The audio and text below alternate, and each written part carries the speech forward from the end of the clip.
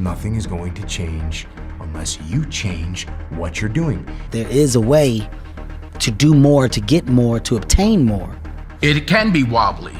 The world has changed. What is our role? You can maybe get a picture of some kind of direction or voice inside of you that was impelling you towards this.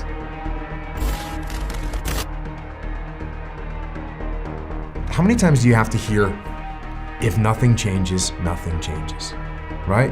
We all have heard this. I don't even know where it comes from. I probably heard that first when I was 10 years old. If nothing changes, nothing changes. And yet somehow we expect things to change. We expect things to change. You think you're gonna get in better shape. You think you're gonna get more money. You think your relationship is gonna improve. You think you're gonna get promoted. You think you're gonna get a raise. You think the world is going to get better without you doing anything, but it isn't. Nothing is going to change unless you change what you're doing. Change the junk food that you're eating. Change the time that you wake up. Change what you do when you get out of bed. Change what you do with your time. That's what you need to do. You have to change some things or nothing will change. So make changes and start little. Get up a little bit earlier. Get a workout done. It doesn't have to be epic. It doesn't have to be epic. You don't have to do a 3-hour leg day, but get up and get something done. And how about you plan your day? How about you plan what you're gonna do in the day? How about you bring your lunch to work with you so you don't have to eat a slice of pizza or a damn burger and fries? How about you change what time you get to work by showing up 10 minutes earlier and you square your gear away, or you dial in your tools or your desk or your workspace? That's what you need to do. You make those little changes, those little habits that you have to change them, those bad habits. And you'll be surprised. You'll be surprised. The little things, the little changes, they add up and they become big things. Change the little things, and over time, you can change your life. But if you don't change what you're doing and how you do it, nothing else will change. Write down the things that you have to do to get where you want to be. Write those things down, write down those tasks, and you can put them in order of importance, or you can put them in order chronologically of how you plan to get them done throughout the day. Doesn't really matter. You'll figure out what works for you later. But for now, do this. Write them down in a list. Put a box in front of each task that you need to complete. And then, when you wake up the next day, start executing the list and start checking those boxes. That is how you get things done. There is a way to do more, to get more, to obtain more. We're all writing a book.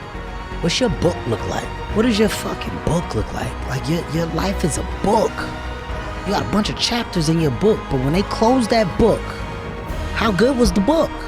How good was your book? What was the ending to your book? If the ending to my book can be so amazing because of all that was done, not the money, all that was accomplished, the first to do, the man that did this, he caused the merger between this. Because of his commitment and growth to this, the communities were then given this, made education this, changed the way the schooling was blah, blah, blah, gave books, gave computers, all of the things that can be associated with you and your existence become a part of the chapters in your book. So my drive is about my book. And you may gain information differently, and what you do with that information is up to you, but people have different roads they can go down. The education wasn't my pick of choice. It didn't do it for me. But the knowledge and the common sense that I have naturally allowed me to gain information, apply it differently. It allowed me to grow smart in so many different avenues to where I said, oh my God, I found my niche, I found my talent. And now there's other things that my talent can take me to. I don't have all the knowledge and awareness, but I can align myself with people to do that, can teach me. Because now, guess what? Learning is cool. It can be wobbly. The world has changed. What is our role? These ladders of battles roads we have to walk in our given lives. It's cliche, money don't make it better.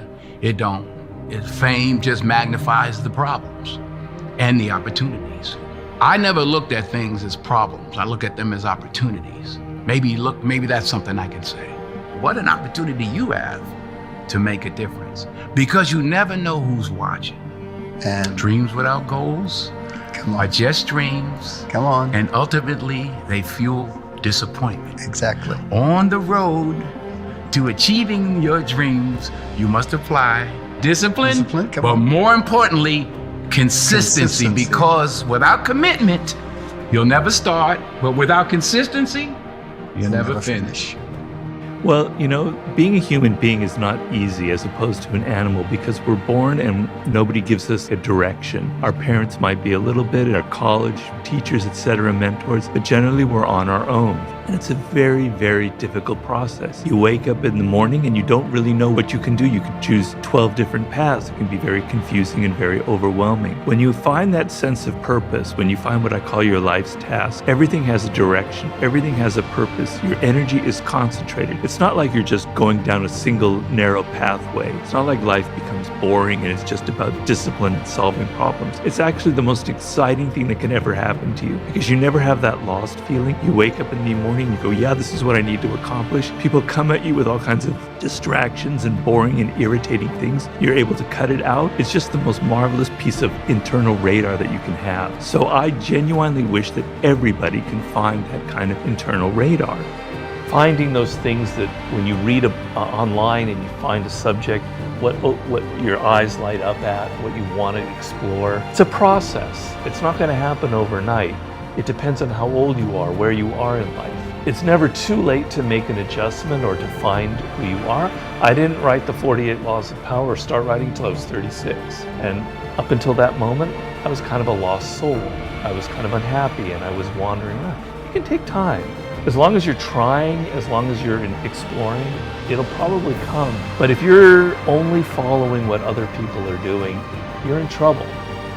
Our problem is we think of intelligence as mostly intellectual, but there are many forms of intelligence. And the idea is your brain naturally veers towards one of them. You can veer towards two of them, that happens, but generally one of them kind of dominates. And it's like a grain in your brain that's going in a certain direction. You want to go with that grain because that's where your power will lie. So when you're young, if you go back and think about when you were 4 or 5, you can maybe get a picture of some kind of direction or voice inside of you that was impelling you towards this.